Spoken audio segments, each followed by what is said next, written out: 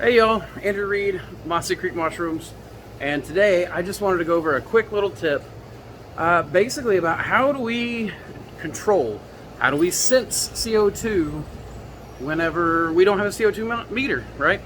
I have a CO2 meter, I never use it, I've never needed one, it just kind of came into, I bought a farm out a long time ago, and it just came with the farm. So that said, I feel like if you can afford CO2 sensors and automation, you absolutely should do that.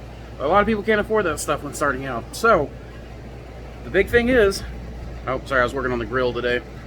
The big thing is you want to listen to your mushrooms. You want to follow your mushrooms. And while I was in the grow room today, sorry, my automation on the tracking is off today. You got to listen to your mushrooms. If you don't, you're not going to be growing nice mushrooms. So I saw this in here earlier, and I thought this is the perfect example, the perfect time to do a quick tip. This, let me turn. One of the nice things about the automation being off, at least. Look at that trouble. Oh my goodness. That's some leggy mushrooms. Now, I will say that not every strain is as sensitive to CO2 as this one in particular is. This is an experimental strain. Look, it looks like we're even getting a little bit of perhaps blotch there. But these mushrooms, this particular variety is a wild experimental, and it obviously wants a lot of fresh air.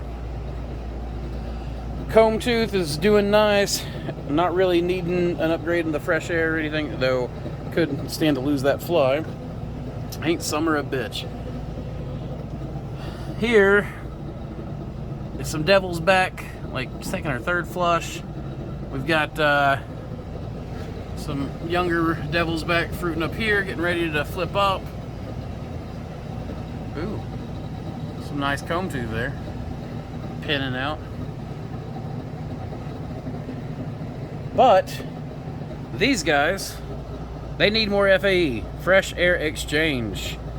You may even hear my fan in the background going clunk, clunk, clunk, clunk. It probably needs to just be replaced and swapped out for a fresh one. There's another one. Now this is the only cluster of this variety, which is called House Mountain 25 at the moment, just because that's where we found it in the day that Ben and Stephanie found 25 or more oysters for that day. But look at that, there's still a lot of stem growth. If you look over here, there's more experimentals. This is Mopez 4, Mother of Pearl Elm Z crossed. It is also showing some lengthened stems, but it seems to be handling it much better than the other strain is, the wild strain.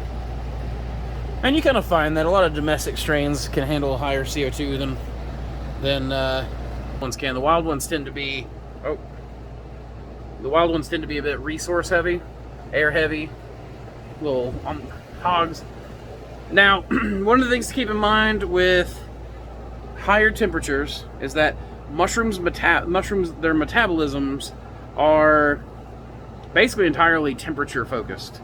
They don't have warm blood pumping through their body like we do to offset cold weather and things like that, so that our metabolism can be set by our activity, somewhat by temperature, by our activity level and our food intake, right? Mushrooms aren't exactly like that necessarily. I mean, obviously their food intake is going, if they don't have food available, their metabolism's not going to work. But here, I've got another here.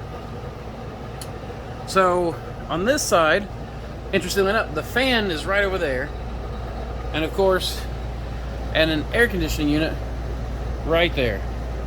So this side of the room stays cooler than the other side, and tends to get more fresh air because it doesn't have to go through the other aisle and cross over to go out there. So, but even then, here's a BS26, probably a third flush, showing a lot of stem. These are all three BS26s showing heat stress right now.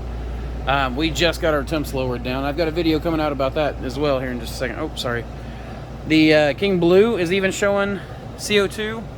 So we've increased our airflow And honestly, I should have caught this earlier. But Elm-Z's got some lengthened stems. But then here where we've turned the fan up, they're starting to see everything broaden out. Everything's starting to be a little better. There's a mother of pearl. This wall goes out tomorrow, so that is probably a third flush. Here's an Elm-Z as well. Long stems.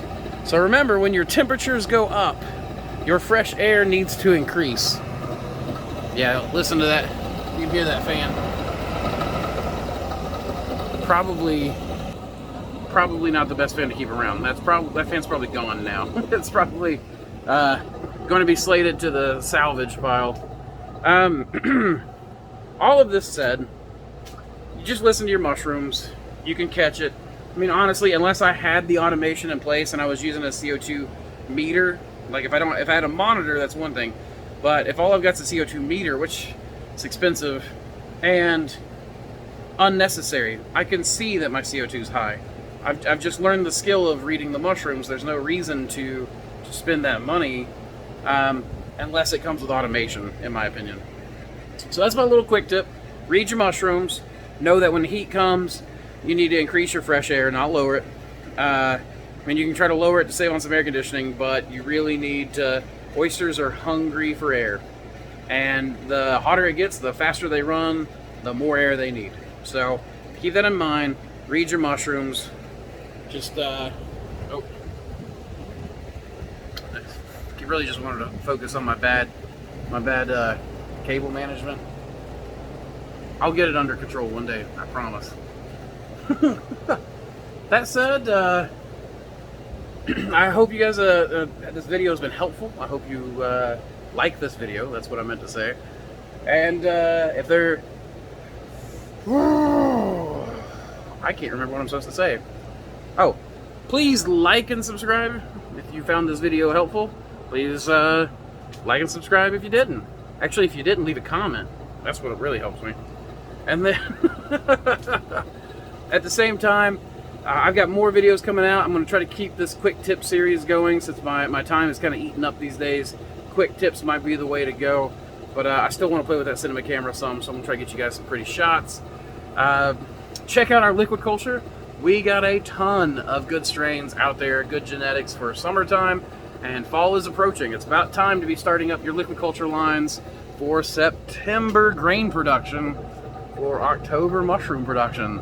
So I've got some bulk packs coming out soon, some new ones. I've got new strains coming out. Keep checking the website and prepare those fall strains for fall, guys. With that, keep spawning culture, y'all. Let's go and do.